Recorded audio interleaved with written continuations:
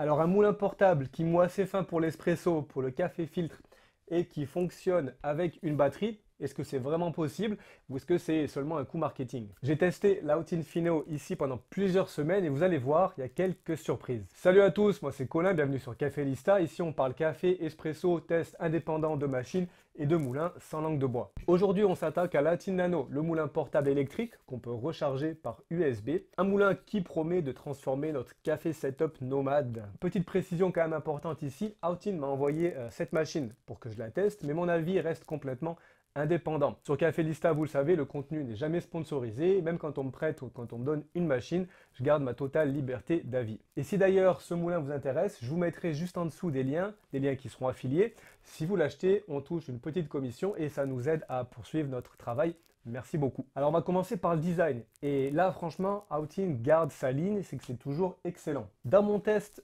de la Nano, j'avais trouvé que c'était très bien réussi. Et ici, c'est la même chose. Si vous voulez en savoir plus sur l'Autin Nano, je vous mets d'ailleurs le lien juste là. Vous savez, c'est la machine espresso portable, donc de la marque Autin. Le packaging déjà, c'est bien réussi, c'est bien pensé. On a l'impression ici qu'ils font vraiment attention aux détails. Alors c'est la même chose aussi avec les accessoires, on a un entonnoir doseur, un petit pinceau, une soufflette. Bref, tout y est pensé pour s'adapter aussi parfaitement avec la Nano, avec la machine espresso. Ça permet d'avoir un workflow qui est quand même beaucoup plus fluide. On peut moudre directement dans le petit récipient et puis grâce à l'entonnoir fourni, on transfère directement sur la Nano. Cela dit, on peut l'utiliser pour toute machine, une machine espresso classique, une machine espresso portable, et c'est parfait, c'est exactement ce qu'on veut.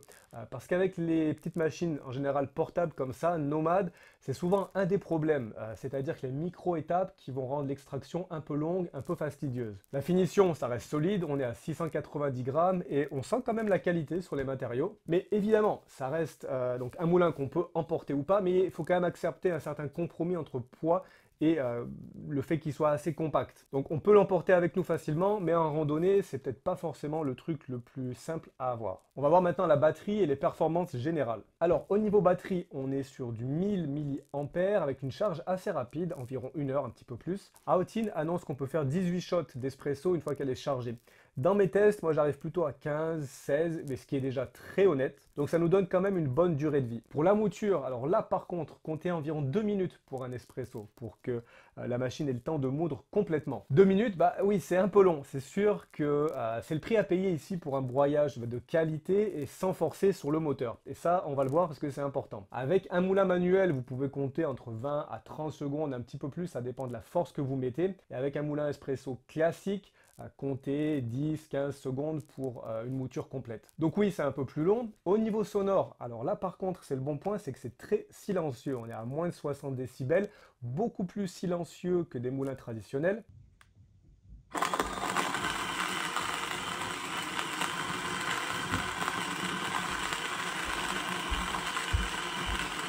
Donc parfait pour ne pas réveiller la maison ou le camping si vous le prenez avec vous par exemple en camping. Au niveau de la mouture, on en reparlera, elle est plutôt homogène, on a un bon résultat pour un moulin qui est aussi compact. Et d'ailleurs, si vous débutez dans l'espresso, si vous voulez passer aussi au niveau supérieur, je vous ai préparé un guide gratuit avec tous les secrets d'extraction quand on commence. Vous trouverez le lien dans la description et ça vous évitera, je pense, pas mal de galères. Vous pouvez le télécharger, c'est gratuit. Maintenant, alors, le nerf de la guerre, on va parler de la qualité de la mouture, la qualité d'extraction pour l'espresso, pour le café au filtre. Qu'est-ce que ça donne? Alors j'ai fait ici plusieurs tests avec la Nano, avec ma Profitec 600, avec d'autres petites machines. Concernant la Profitec, j'étais en général sur le réglage 1, c'est-à-dire que je ne pouvais pas aller plus fin. C'était suffisant, c'était correct, mais ça me laissait une plage de réglage assez limitée si j'avais besoin de descendre un petit peu plus. Cela dit, j'ai pas eu de problème et le résultat était plutôt bon. Maintenant, là c'est important, alors avec la Nano, qu'est-ce que ça donne? Ici c'était parfait. En général, j'étais entre 1.5 et 2, et là j'ai obtenu des extractions qui étaient vraiment très bonnes avec la Nano.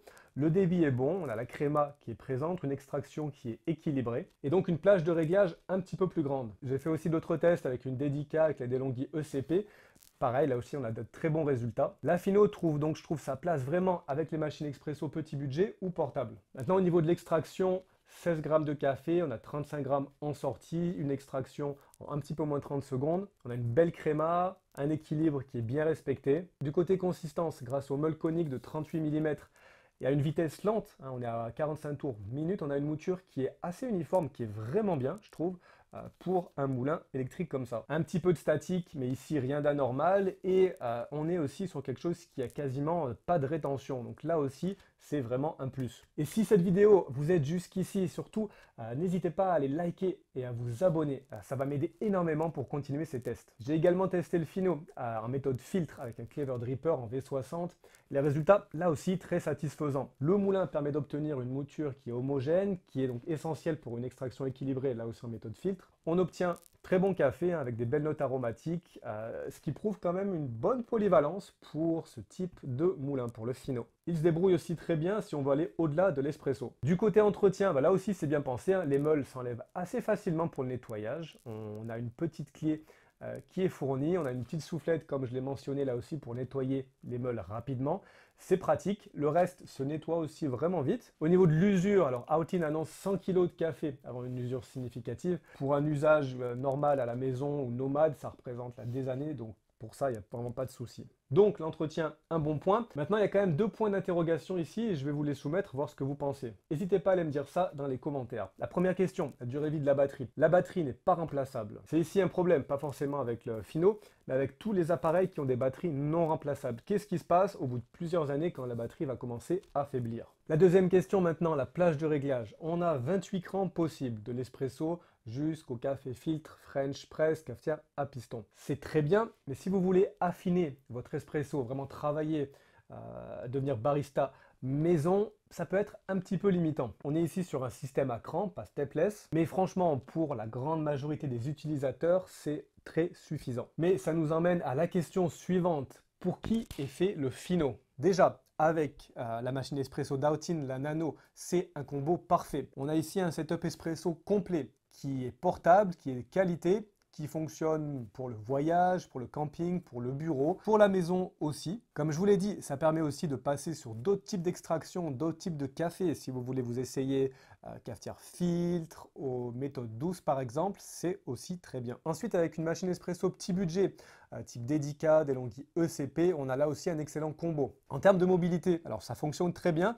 Personnellement, je ne le prendrai pas en randonnée. Moi, j'aime bien voyager le plus léger possible. Il reste quand même assez lourd pour ça. Mais comme je vous l'ai dit, au bureau, pour le boulot, en voyage, en hôtel, etc., en camping, ou pour un petit setup expresso à la maison, si vous l'utilisez pas trop fréquemment, ça fonctionne vraiment bien. Est-ce que ça va remplacer un moulin haut de gamme, comme le Niche, le Reka, le DF, etc. Non, on n'est pas sur la même catégorie et en même temps, je pense que c'est pas vraiment la prétention du Fino. Alors verdict, est-ce que je recommande ce moulin électrique? Pour moi, le Fino, c'est un moulin qui assume son positionnement, donc qui est portable, polyvalent, qui est suffisamment bon pour l'espresso ou pour le café filtre. Il va pas révolutionner la mouture, mais il permet, je trouve, de démocratiser l'accès à un café de qualité un peu partout, puisque vous le savez, la clé d'un bon café, c'est avant tout le moulin. C'est donc un excellent petit moulin d'appoint, parfait aussi pour débuter ou si vous vous lancez dans l'espresso, ou si vous voulez avoir quelque chose de portable pour pouvoir l'emmener facilement avec vous. Et voilà, on arrive à la fin de cette vidéo.